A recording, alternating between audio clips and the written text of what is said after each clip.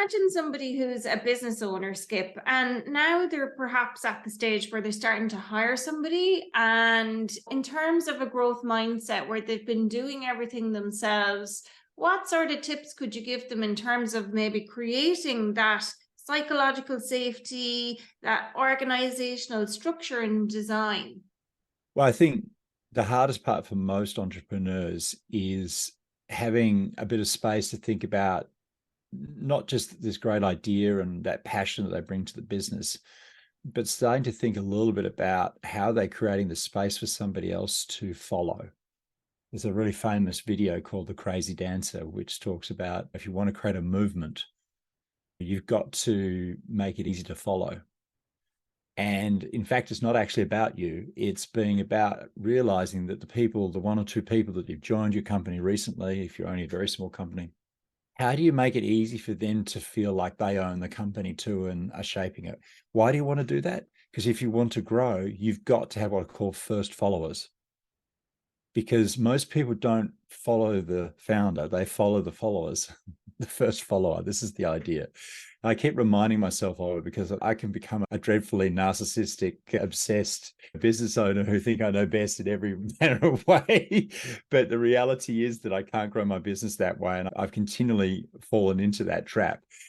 And I'm sort of building distributors at the moment. And the thought really crosses my mind constantly is, yes, I may not want to do it that way. It may not be what I had in mind. But the point is they are the first followers. And if they're excited and feel enabled and feel there's an opportunity for them to contribute, that's the only thing that really matters. Now, of course, we don't want them to make lots of errors, but the reality is if you're too difficult to follow, you'll never grow your business. So, how can And you make yourself easier to follow?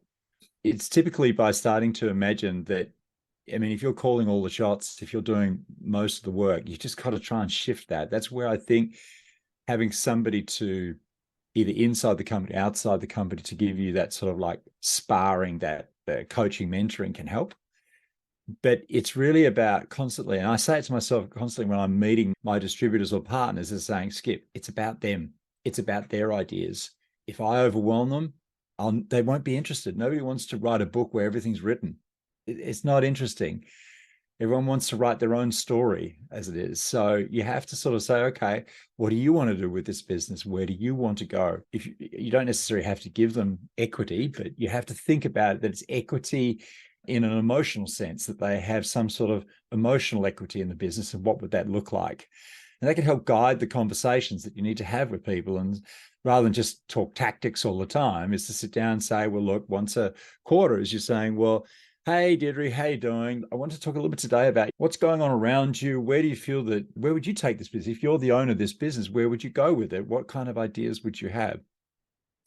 I mean, Yeah. even big businesses are doing it. Even big businesses doing it. The Body Shop has a youth council, 10 people that advise the board. And the idea here is to build equity. So get equity, again, emotional idea, commitment equity of some sort. And I think that's something you need to consider, because otherwise you just tell people what to do, because that's what founders do. I love that. And have you read the books by Howard Schultz about Starbucks? Have you ever read those books? Yeah. It's a wonderful book. They're great. There's Yeah. great stories in there about hiring people who are better than you, which I think probably lends to that as well. It's like not hiring for where your business is at now, it's hiring for where your business wants to get to. And I think in terms of equity for me, and that's kind of what's springing to mind as you're talking about that, it's hiring people for the future, but giving them enough love or equity in some way where they feel they want to bring the company to that future vision.